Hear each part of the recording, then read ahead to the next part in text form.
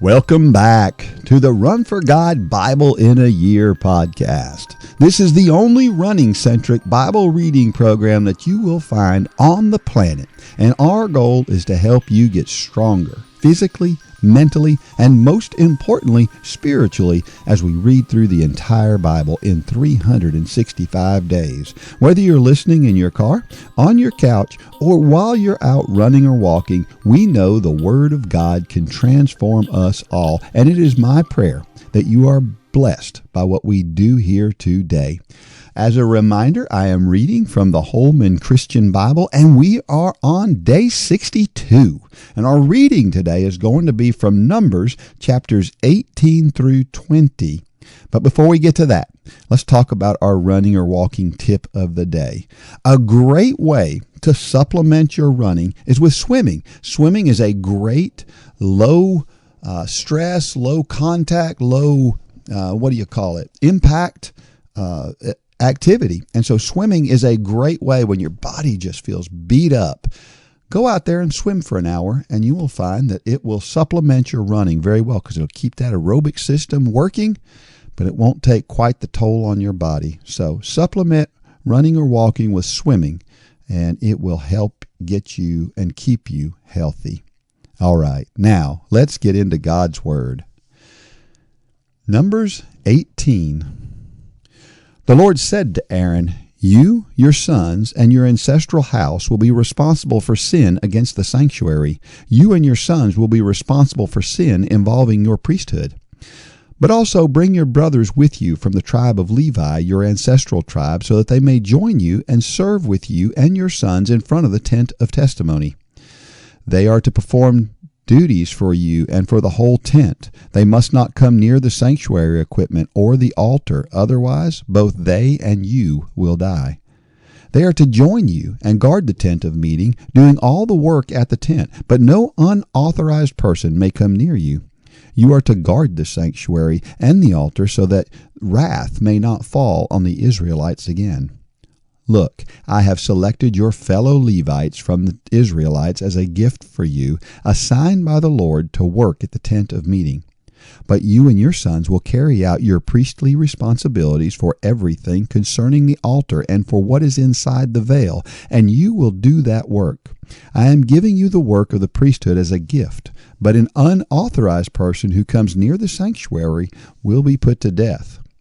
Then the Lord spoke to Aaron, "Look, I have put you in charge of the contributions brought to me. As for the holy offerings of the Israelites, I have given them to you and your sons as a portion and as a perpetual statute.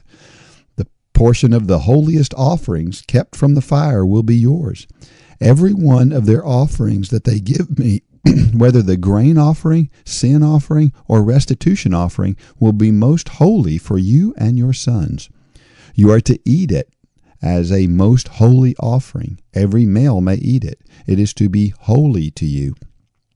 The contribution of their gifts also belongs to you. I have given all the Israelites presentation offerings to you and to your sons and daughters as a perpetual statute. Every ceremonial clean person will in your house may eat it.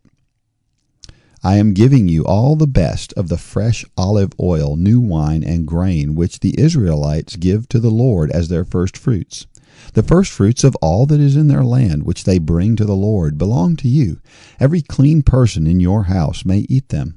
Everything in Israel that is permanently dedicated to the Lord belongs to you. The firstborn of every living thing, man or animal, presented to the Lord belongs to you. But you must certainly redeem the firstborn of man and redeem the firstborn of an unclean animal. You will pay the redemption price for a month-old male according to your valuation, 5 shekels of silver by the standard sanctuary shekel, which is 20 gerahs. However, you must not redeem the firstborn of an ox, a sheep, or a goat. They are holy. You are to sprinkle their blood on the altar and burn their fat as a fire offering for a pleasant aroma to the Lord. But their meat belongs to you. It belongs to you like the breast of the presentation offering and the right thigh. I give to you and your sons and daughters all the holy contributions that the Israelites present to the Lord as a perpetual statute. It is a perpetual covenant of salt before the Lord for you as well as your offspring." The Lord told Aaron, "You will not have an inheritance in their land. There will be no portion among them for you. I am your portion and your inheritance among the Israelites. Look, I have given the Levites every tenth in Israel as an inheritance in return for the work they do, the work of the tent of meeting. The Israelites must never again come near the tent of meeting, or they will incur guilt and die. The Levites will do the work of the tent of meeting, and they will bear the consequences of their sin. The Levites will not receive an inheritance among the Israelites. This is a perpetual statute throughout your generations. For I have given them the tenth that the Israelites present to the Lord as a contribution for their inheritance. That is why I told them that they would not receive any inheritance among the Israelites."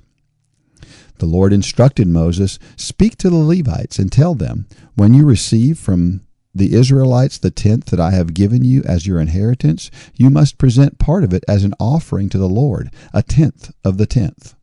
Your offering will be credited to you as if it were your grain from the threshing floor or the full harvest from the winepress. You are to present an offering to the Lord from every tenth you receive from the Israelites. Give some of it to Aaron the priest as an offering to the Lord. You must present the entire offering due the Lord from all your gifts. The best part of the tenth is to be consecrated. Tell them further, once you have presented the best part of the tenth, and it is credited to you Levites as the produce of the threshing floor or the winepress, then you and your household may eat it anywhere. It is your wage in return for your work at the tent of meeting. You will not incur guilt because of it once you have presented the best part of it. But you must not defile the Israelites' holy offerings so that you will not die." Numbers 19. The Lord spoke to Moses and Aaron, "This is the legal statute that the Lord has commanded. Instruct the Israelites to bring you an unblemished red cow that has no defect and has never been yoked. Give it to Eleazar the priest, and he will have it brought outside the camp and slaughtered in his presence. Eleazar the priest is to take some of the blood with his finger and sprinkle it 7 times toward the front of the tent of meeting. The cow must be burned in his sight. Its hide, flesh, and blood are to be burned along with its dung. The priest is to take cedar wood, hyssop, and crimson yarn and throw them into the fire where the cow is burning. Then the priest must wash his clothes and bathe his body in water. After that he may enter the camp, but he will remain ceremonially unclean until evening. The one who burned the cow must also wash his clothes and bathe his body in water, and he will remain unclean until evening. A man who is clean is to gather up the cow's ashes and deposit them outside the camp in a ceremonially clean place. The ashes must be kept by the Israelite community for preparing the water to remove impurity. It is a sin offering. Then the one who gathers up the cow's ashes must wash his clothes, and he will remain unclean until evening. This is a perpetual statute for the Israelites and for the foreigner who resides among them. The person who touches any human corpse will be unclean for 7 days. He is to purify himself with the water on the 3rd day and the 7th day. Then he will be clean. But if he does not purify himself on the 3rd and 7th days, he will not be clean. Anyone who touches the body of a person who has died and does not purify himself defiles the tabernacle of the Lord. That person will be cut off from Israel. He remains unclean because the water for impurity has not been sprinkled on him, and his uncleanness is still on him. This is the law when a person dies in a tent. Everyone who enters the tent and everyone who is already in the tent will be unclean for 7 days, and any open container without a lid tied on it is unclean. Anyone in the open field who touches a person who has been killed by the sword or has died, or a human bone or a grave will be unclean for 7 days. For the purification of the unclean person, they are to take some of the ashes of the burnt sin offering, put them in a jar, and add fresh water to them. A person who is clean is to take hyssop, dip it in the water, and sprinkle the tent, all the furnishings, and the people who were there.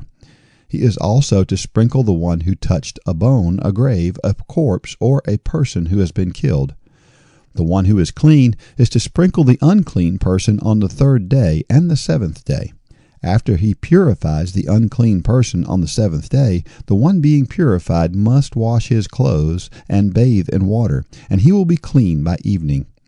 But a person who is unclean and does not purify himself, that person will be cut off from the assembly because he has defiled the sanctuary of the Lord. The water for impurity has not been sprinkled on him. He is unclean. This is a perpetual statute for them. The person who sprinkles the water for impurity is to wash his clothes, and whoever touches the water for impurity will be unclean until evening. Anything the unclean person touches will become unclean, and anyone who touches it will be unclean until evening. Numbers 20. The entire Israelite community entered the wilderness of Zin in the 1st month, and they settled in Kadesh. Miriam died and was buried there. There was no water for the community, so they assembled against Moses and Aaron. The people quarreled with Moses and said, "If only we had perished when our brothers perished before the Lord. Why have you brought the Lord's assembly into the wilderness for us and our livestock to die here? Why have you led us from Egypt to bring us to this evil place? It's not a place of grain, figs, vines, and pomegranates, and there is no water to drink." Then Moses and Aaron went from the presence of the assembly to the doorway of the tent of meeting. They fell down with their faces to the ground, and the glory of the Lord appeared to them. The Lord spoke to Moses, "Take the staff and assemble the community. You and your brother Aaron are to speak to the rock while they watch, and it will yield its water. You will bring out water for them from the rock and provide drink for the community and their livestock." So Moses took the staff from the Lord's presence just as he had commanded him. Moses and Aaron summoned the assembly in front of the rock, and Moses said to them, "Listen, you rebels, must we bring water out of this rock for you?" Then Moses raised his hand and struck the rock twice with his staff, so that a great amount of water gushed out, and the community and their livestock drank. But the Lord said to Moses and Aaron, "Because you did not trust me to show my holiness in the sight of the Israelites, you will not bring this assembly into the land I have given them." These are the waters of Meribah, where the Israelites quarreled with the Lord, and he showed his holiness to them. Moses sent messengers from Kadesh to the king of Edom. "This is what your brother Israel says. You know all the hardships that have overtaken us. Our fathers went down to Egypt, and we lived in Egypt many years, but the Egyptians treated us and our fathers badly. When we cried out to the Lord, he heard our voice, sent an angel, and brought us out of Egypt. Now look, we are in Kadesh, a city on the border of your territory. Please let us travel through your land. We won't travel through any field or vineyard or drink any well water. We will travel the king's highway. We won't turn to the right or to the left until we have traveled through your territory." But Edom answered them, "You must not travel through our land, or we will come out and confront you with the sword. We will go on the main road." The Israelites replied to them, "And if we or our herds drink your water, we will pay its price. There will be no problem. Only let us travel through on foot." Yet Edom insisted, "You must not travel through." And they came out to confront them with a large force of heavy armed people. Edom refused to allow Israel to travel through their territory, and Israel turned away from them. After they set out from Kadesh, the entire Israelite community came to Mount Hor. The Lord said to Moses and Aaron at Mount Hor on the border of the land of Edom, "Aaron will be gathered to his people. He will not enter the land I have given the Israelites, because you both rebelled against my command at the waters of Meribah. Take Aaron and his son Eleazar and bring them up Mount Hor. Remove Aaron's garments and put them on his son Eleazar. Aaron will be gathered to his people and die there." So Moses did as the Lord commanded, and they climbed Mount Hor in sight of the whole community. After Moses removed Aaron's garments and put them on his son Eleazar, Aaron died there on top of the mountain. Then Moses and Eleazar came down from the mountain. When the whole community saw that Aaron had passed away, the entire house of Israel mourned him for 30 days. May God richly bless the reading of his word. All right, it is exciting to hear the story of the Israelites, isn't it? Let me leave you with this quote of the day until tomorrow. It comes from Wayne Dyer, and it is, "Everything is either an opportunity to grow or an obstacle to keep you from growing. You get to choose." It's all in how we look at those things that are in front of us, right? So, all right, I hope that you are looking at things in a positive way. All right, until tomorrow, may God bless every step of every run and or walk. Go out there and shine your light.